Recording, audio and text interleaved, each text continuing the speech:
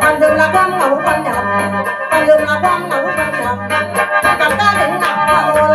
รู้ตัวละแรกเขาอ่อนวันบ่ายดีฟังนะลองปัดฟังการทำกันแก่เองเดินถอดใครนี่ก็ว่าขุนปัดเจ้าขุนของเขาบ่แม่ขุนของนอน้ำตาไหลนองถูกแล้วเศร้า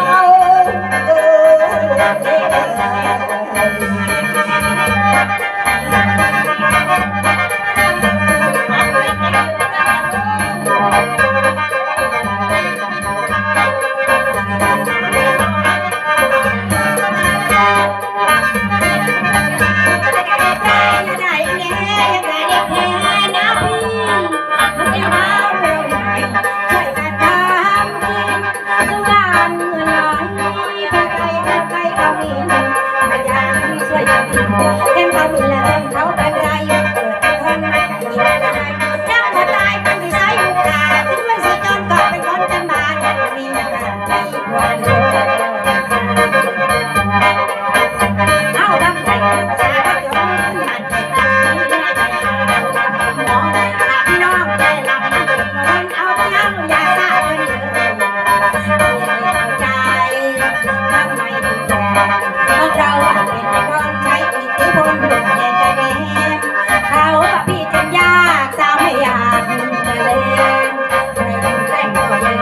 ก็เลยไม่พอใจน้องเดินทางมาเช้าหน้าเดินทางไปมาสิเพื่อนมาเจอใครถึงเดินไหนไม่เห็นหน้าพอถึงตอนเช้าใครทำมาไอ้ก็ทำให้ใครตาที่น้องก็เลยทำไปเมื่อคนเอาไว้มาตามภาษาก็ดูไปตามเดิมนายมีท่าทางที่เพื่อนผู้เห็นตามภาษาคนยาวเกิดจนว่าต้องทนลำอย่าเลยเรื่องจนเรื่องยาสองเราหัวใจต้องกันแต่ลูกจ้าใครก็ว่าเราจนอนันต์ใจนานนะฟังทำเองละเสียงลูกเสียงกามใจเราพูดโอ้ไม่สู้รามวันผ่านมาท่านที่มีตัวท่านคนละอย่าแค่ท่านคนละอย่าแค่เป็นผู้ชายอย่าตีคอไม่มีเนาะวันนี้